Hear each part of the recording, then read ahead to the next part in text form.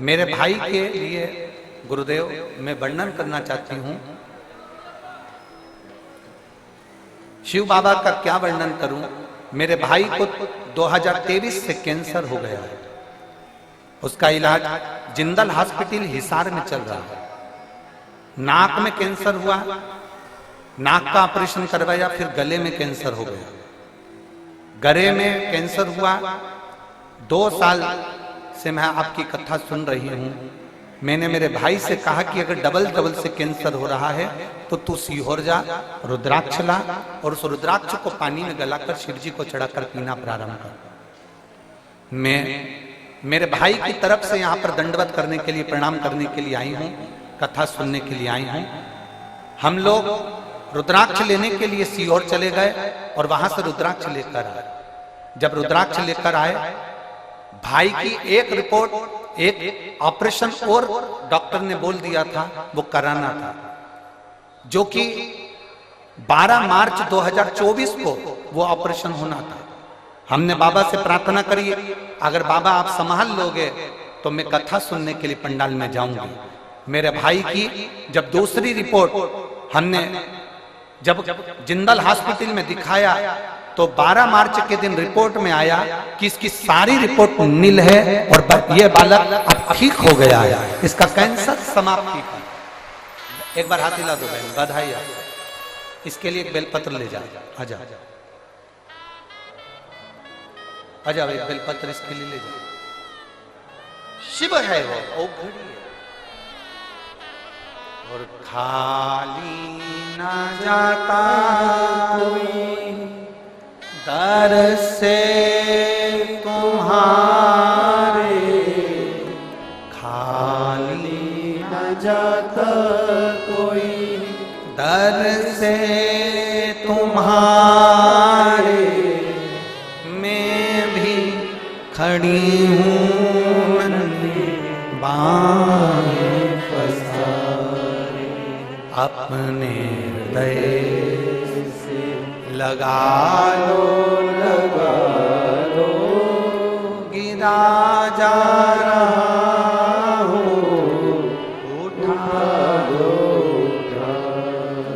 भोले अपने दर से, अब तो न टालो गिरा जा रहा हो, उठा दो। एक शिव भक्ति को जगाइए।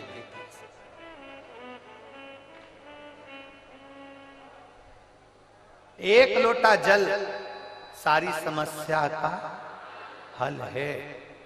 जिस दिन विश्वास से, भरोसे से, दृढ़ता से आप शंकर जी के मंदिर में एक लोटा जल चढ़ाने लगोगे,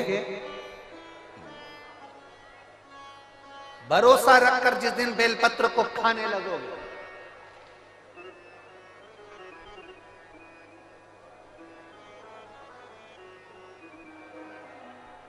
जिस दिन बेलपत्र को खाने लगोगे, भरोसा रखकर जिस दिन भगवान शंकर की भक्ति में तुम डूबने लगोगे, उस दिन तुम्हारी जिंदगी की सारी बीमारी, सारा दुख, सारी तकलीफ मेरे काल अधिपति महाकाल राजा की। तुम्हारे जीवन का सारा दुख वो काल अधिपति महाकाल मेरे कुबेर भंडारी, मेरे कुबेरेश्वर महादेव का हो। एक निवेदन हम जरूर करेंगे, कभी मौका लगे, कभी मौका लगे, इस पंडाल में बोलकर जाना बाबा से कि बाबा मुझे ऐसा धन देना कि एक बार मैं भी कुबेरेश्वर धाम सीहोर आ सकूं और तेरे धाम में आकर कथा सुन सकूं, कंकर शंकर की पूजन कर सकूं, वहां का रुद्राक्ष ले सकूं कभी कभी। और जरूरी नहीं है कि वहां का रुद्राक्ष केवल बीमारी के लिए काम आता है ना, कभी जिंदगी में कुबेरेश्वर धाम जाना और रुद्राक्ष मांग कर लेकर आना। और हम तो कहेंगे, जितने कथा सुनने वाले हैं सारे श्रोताओं से निवेदन करेंगे, लाल धागे में उस रुद्राक्ष को अपने गले में धारण कर कर रखो, जिंदगी में कभी हार नहीं होगी, आगे बढ़ते ही जाओ। चाहे महिला हो चाहे पुरुष हो, चाहे महिला हो चाहे पुरुष हो, गले में रुद्राक्ष होना जरूरी है, पहनो। कई लोग कहते हैं हम तुलसी की माला पहनते हैं, रुद्राक्ष पहन सकते, क्यों नहीं? किसने मना करा?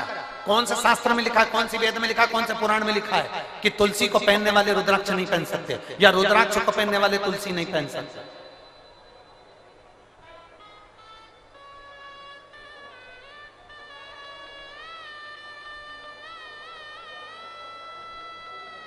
तुलसी यदि नरक से छुड़ाकर वैकुंठ भेज सकती है, तो रुद्राक्ष रोग से मुक्त कराकर तुम्हें अपने हॉस्पिटल से घर भेज सकता है। एक रुद्राक्ष, और वो रुद्राक्ष नहीं है, वो मेरा शंभु है, वो मेरा शंकर, मेरा ओघड़ी, मेरा त्रिकालदर्शी, मेरा कैलाशी, मेरा विनाशी।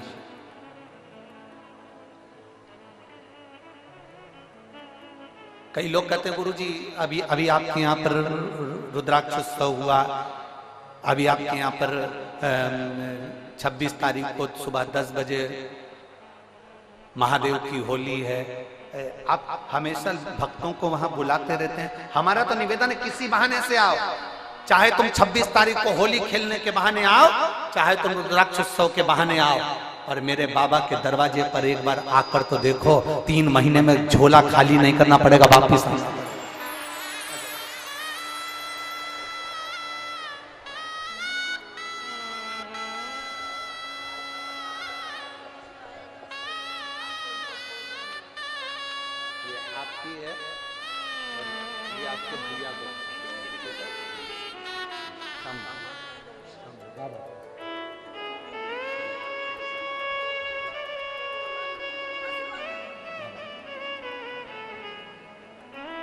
एक बार आप किसी भी बहाने से पर कुबेर भंडारी के दरवाजे पर आओ।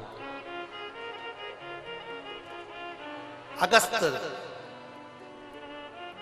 बाबा तो काशी में निवास कर रहे हैं, देवऋषि नारद ने लगा दिया, विंध्याचल पर्वत ने अपनी आकृति बढ़ाई, सुमेरु से ऊंचा होने के लिए सूर्य नारायण भगवान का रथ रुक गया, दिन ढल रहा था, अंधेरा हो रहा था, उसी समय पर सूर्य के रथ रुक गया। समझ में नहीं आ रहा सूर्य देवता को करूं क्या। वो प्रदोष काल था, वो प्रदोष का समय था, वो प्रदोष की घड़ी थी, वो प्रदोष का पल था, जिस समय पर सूर्य ढल रहा था और रात्रि हो रही थी। दोनों का मिलन होते समय अश्व रुक गए। विंध्य पर्वत ने सूर्य के अश्वों को रोक दिया, आगे नहीं बढ़ पा रहे थे। सूर्य करे क्या?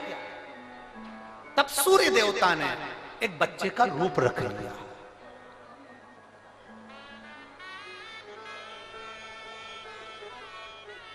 ये दुनिया के लोगों को मालूम होना चाहिए कि पहला प्रदोष का उपास व्रत, प्रदोष की पूजन किसने करी है। ये आपकी आराधना में, आपकी चित्तवृत्ति में आना चाहिए कि प्रदोष के दिन एक चावल का दाना चढ़ाने वाला कभी गरीब नहीं हो सकता, कभी भिखारी नहीं हो सकता, कभी दरिद्र नहीं हो सकता।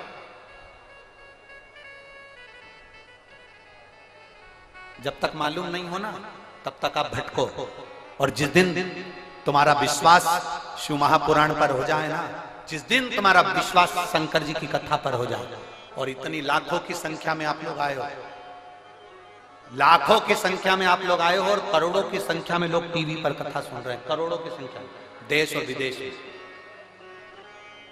एक निवेदन करूंगा, पूरे जितने चैनल वाले कथा सुन रहे हैं और जितने यहां कथा सुन रहे हैं, अगर शंकर की कथा पर विश्वास है ना, बाबा की कथा पर अगर भरोसा है, एक लोटा जल और एक बेलपत्री पर भरोसा है, प्रदोष काल में लगाए गए घी के दिए पर भरोसा है, बेलपत्री के वृक्ष के नीचे लगाए गए दिए पर भरोसा है, एक चावल के दाने पर अगर भरोसा है ना, तो ये विश्वास के साथ कहता हूं 6 महीना 8 महीना साल 2 साल में आपके पास में बाबा इतना भंडार भर देगा कि आप विश्व महापुराण के यजमान बनोगे। आप भी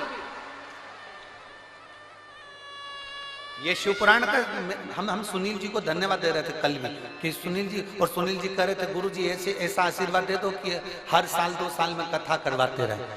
हमने सुनील जी से कहा सुनील जी शंकर भगवान की कथा का सबसे बड़ा एक फल है और एक नियम है कि जो इस कथा को करवा लेता है ना वो लाइन लगाकर फिर खड़ा हो जाता है कि एक कथा हमें वापस मिले। ये नियम है इस कथा।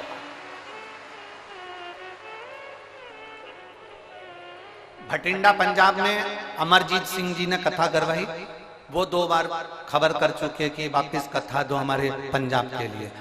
अभी कथा कर आए सिरसा तारा बाबा की कुटिया में, वहां कांडा परिवार ने कथा करवाई, उन्होंने फिर आकर कह दिया कथा दीजिए। सुनील जी हम आपको भी कहते हैं, आप तो अभी बोल रहे हो कि कथा दीजिए, पर बाबा की कृपा, ये नियम है कथा का। जो एक बार जजमान बन जाता है मेरा बाबा, उसको इतना देना चालू करता है। और केवल जजमान से मतलब नहीं है, जो दिल से पंडाल में बैठकर दिल से सुन ले, 5 दिन की हो 7 दिन की हो, आसन लगाया वहीं पर सो रहा है, वहीं बैठ रहा है, वहीं खा रहा है। दुनिया के संत बाहर तप करते हैं, तुम यहाँ बैठकर शौचालय के लिए भी जाना है ना तो 50 बार विचार करते हो, जाऊंगी ना तो अंदर कैसे आऊंगी, वॉशरूम जाऊंगी तो कैसे आऊंगी, पानी ज्यादा नहीं पीते हो क्योंकि मेरे को वॉशरूम जाना पड़ेगा, ज्यादा खाते नहीं हो कि मुझे शौचालय के लिए जाना पड़ेगा। बार बार तुम अपनी इंद्रियों को कंट्रोल में रखते हो। जो एक संत साधु सन्यासी तपस्वी साधक उपासक, कुंभ के मेले के जो संत पर्वतों पर बैठकर जो संत साधना करते हैं, वो साधना शिव महापुराण के पंडाल में बैठकर मेरी माता और मेरे भाई करते हैं।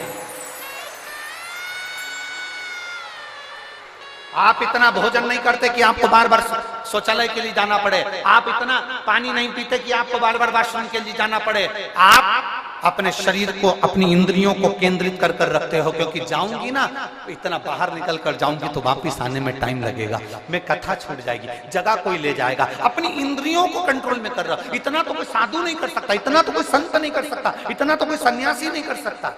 संत साधु सन्यासी तपस्वी, कई वक्ता कथाकार जिनसे एसी के रूम नहीं छूटते, जिनसे 4 व्हीलर गाड़ियां नहीं छूटती, वो भी इतना सन्यासी का जीवन नहीं जी सकते जितना आप जी रहे हो, जितना आप जी रहे हो।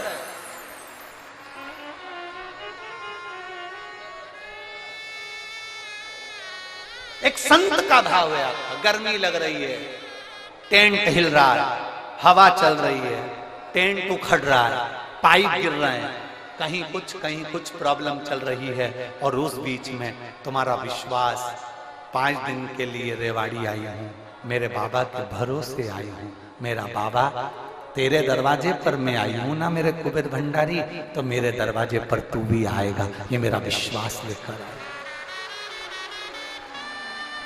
ये मेरा विश्वास। और हो भरोसा दृढ़